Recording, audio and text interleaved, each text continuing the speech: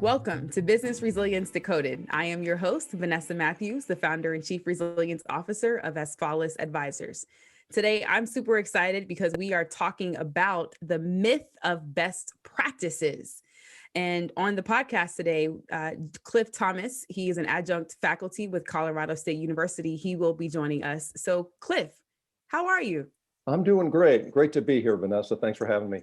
Awesome. Thank you for joining us. So you wear many hats and you're involved in many things. Can you tell our listeners about you and how you landed in the world of continuity, crisis, and everything else? All this craziness, especially in 2020, right? Yeah. Well, let me start by saying that I live in Fort Collins, Colorado. So those of you who aren't familiar with that, it's known as having the most microbreweries per capita. So I guess you'd have to be known for something. That's not too bad. I do teach at Colorado State University, at the University of Denver, and then beginning early next year, I'll be teaching at the University of Maryland. But over the past 20 plus years, I've been involved in this field in a variety of capacities. I've designed and run corporate programs, and most recently, I've been involved in consulting. I like to think that I have a perspective of, what your listeners and viewers are going through, the challenges they have, and I'm just happy to have a chance to share some of the good, the bad, and the ugly that I've seen over the years. Awesome. Well, I'm excited. So let's jump right into it. So we started talking in our pre-call about best practices. How would you define what a best practice is? So I'm going to lean on Merriam-Webster for this one, but I'm going to paraphrase. And so, but I think it's a definition we can all agree upon. And that is that a best practice is a procedure that is validated by research or evidence, providing optimal results and something that can be broadly applied, right? So it works, we know it works, and it works sort of in a universal way. So can I unpack that a little bit? Because I think it's important for the discussion today. Yeah, so there's two things that you said. So right. Validated research. So definitely dive into that. Yeah. So I'm going to start by talking about procedure. So when we talk about procedure, we're talking about a way of doing things, right? Steps, a known sequence of activities. Often, I think we confuse a best practice with a really good idea. So someone might say to you, well, a best practice is to build executive commitment for your program. Well, that's a great idea, but it's not a best practice. So quite often, we'll hear these really good ideas and then an approach tacked onto that idea, but that approach is not necessarily a best practice, right? It's one way to implement a really good idea. So that's one thing. So it's procedures. The second thing, we're talking about validation, like research or evidence. And it's interesting because we work in a field that, and probably this if, in the academic world, when you research this stuff, there is actually not a lot of research out there that confirms that a lot of the practices in this field actually work. So they do work and they don't work in some cases, but research that shows, hey, in this context, this kind of thing works. Here's why, here's how. We don't understand a lot of that. So we tend to go off of, we do the best we can. Yeah. We ask others what they're doing. We see what other folks have done that has worked. And often we look for best practices. I know that was a long-winded definition, but I think it's sort of, it's not just seeing what others are doing that is working for them. Mm-hmm. That doesn't qualify as a best practice. Yeah. So what I'm thinking of, since you're a professor, you would appreciate this, back when we used to go to school and there was a pencil sharpener on the wall. I feel like this conversation is the pencil sharpener on the wall. And how do we remind ourselves that you can just take an idea and call it a best practice, but it's not credible. And exactly. It's not going to drive much value. So let's take this opportunity to educate ourselves, right, on let's question things. And well, why are we calling that a best practice, and where has that been validated? So I think that's such a great call out. So that actually takes me into another question for you. What is the problem with adopting best practices or ideas? Yeah. So I'd start by saying that adopting a best practice isn't in and of itself a bad thing. I'm not saying that best practices won't work. I'm saying that they won't necessarily work. And that's the problem. We adopt them with the idea that they are proven and that they will work in our organization. And that's not the case. And when we do that, we expend time, resources, effort, and we even put our own credibility at risk. So the organization doesn't advance, and we've burnt all these calories trying to do something that perhaps has proven ineffective. I can break that down a little bit. Please. So, and I would say that, I first became interested in this topic as, in my consulting. I would say about 90% of the consulting work that I've been a part of involved trying to redo something that had been done before and didn't work. And quite often those previous activities were believed to be best practices. They might have been somewhere, but they weren't there, right?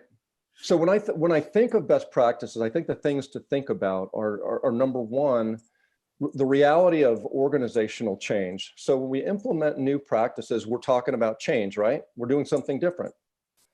Change is a process. There's a natural resistance to change. People like certainty. They like what they know. We're wired as humans to be that way.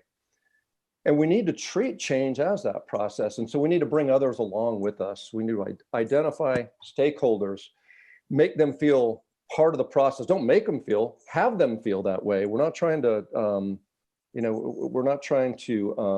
fake anything here. We want others' voices to be heard. We want a sense of shared ownership. The problem with best practices too often is that they are assumed to be effective, and so they're dropped into an organization, and it short circuits that change process. And so all those things that are necessary to make change stick are overlooked. Yep. Another point I'd like to make has to do with organizational fit. Because a best practice worked at another organization, should we assume that it will work for ours? Not necessarily. I mean, you can think about a lot of descriptors that make organizations unique, but two that come to mind for me are culture and just resource availability. So another organization's culture isn't necessarily in line with the cultures in our organization. So the way decisions are made, the way communications flow, hierarchy, things like that differ from organization to organization. And when we implement practices, we tend to think within the context of the problem and the solution and not the wider view. So I like to think of organizational culture as it's like a river where the water's flowing in a certain way and everybody's sort of thinking, this is the way we do things. When you implement change, do you want to be going with that current or against that current? And quite often a best practice, if it's not appropriately applied, can be really trying to go against that current. And it's hard to be successful that way. Yeah. So you mentioned that we assume for it to be effective. And my pastor once told me, if you make assumptions, you make an ASS out of you and out of me. So I have heard that. Yeah, right. Absolutely. And there's another thing I'm thinking about too, even though the lessons learned process that we talk about, we don't really design for learning to actually happen. Right. So that's just a major challenge that we have in terms of how we adopt these practices, right? And where they come from. So you talked a little bit about some examples that, we can definitely relate to in our field, like executive buy-in. That's what some people may consider as a best practice. To your point, I think it's an idea. And it's an idea that hasn't worked for right. organizations or cultures. Too often, right. But to that notion, how did we get here? So I think, we all want to do what's best for our organizations. And in this VUCA world we live in, right, it's volatile, it's uncertain, it's chaotic, it's ambiguous, and it's fast moving. We want efficiency. and we want effectiveness.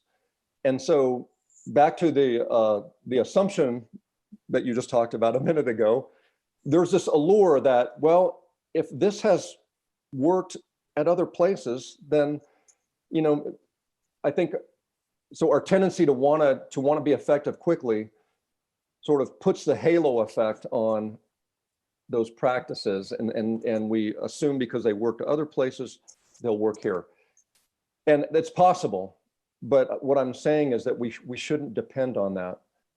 So I think that's, we got here through good intentions. Because I would also say that because of the lack of research, scientific evidence, if you will, behind certain practices working in certain contexts, how else do you stand apart? How else do you make a certain way of doing something look appealing? Yep. I mean, if we're talking about opinion, then it's my opinion this is a best practice, and that's what I'm going to call it.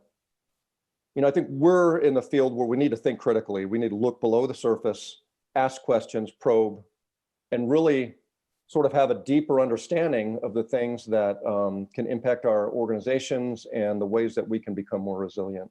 Absolutely. So it's good intentions and a desire to be effective and to move quickly that actually end up hurting us, which I can only imagine how many times we've seen that from an exercise or a lessons learned. So what can we do to be aware of this notion of best practicism? What does that look like? Yeah. So believe it or not, one of the most effective things that we can do with regards to any problem is just be very mindful and have awareness about sort of the factors that play into that problem. Being aware that new practices involve change and that change is a process, and that process involves engaging others, engaging stakeholders. They're the ones that are going to have to implement over the long haul, and so you certainly want their support. That's an awareness issue. It starts with an awareness of that need. The same is true for organizational fit. So if someone recommends to me a certain practice, I might think, okay, I shouldn't think of this in terms of just this problem and solution, but the bigger picture. So why don't I ask, well, why did this work elsewhere? What were the conditions that were occurring there that would transfer here? And I think a very, very powerful question is, for someone who's suggesting a best practice, is under what conditions would this not work? And if the answer is, oh, well, this always works, start heading the other direction, because that's really not true for anything. Everything, has its context and, has its, uniqueness, and things don't tend to work universally. I think we all know that. So an awareness of those kinds of things is, I think, very, very helpful. And, probing superficial claims, even if the claims are coming from our own mind. Yep. So we haven't even scratched the surface on this conversation, and we could go a lot deeper. But I know that we don't have the capacity to do that now. How can our listeners find you if they want to follow up? Well, I would recommend they reach out on LinkedIn. That would be great. And I'm putting together a website with very short videos discussing topics like this. That will be called theresiliencelab.org. Doesn't sell anything. It's just putting out information. Awesome. Well, there you have it. Thanks for tuning in to Business Resilience Decoded with the Disaster Recovery Journal and Asfalis Advisors. Subscribe, share, download, and look out for future episodes.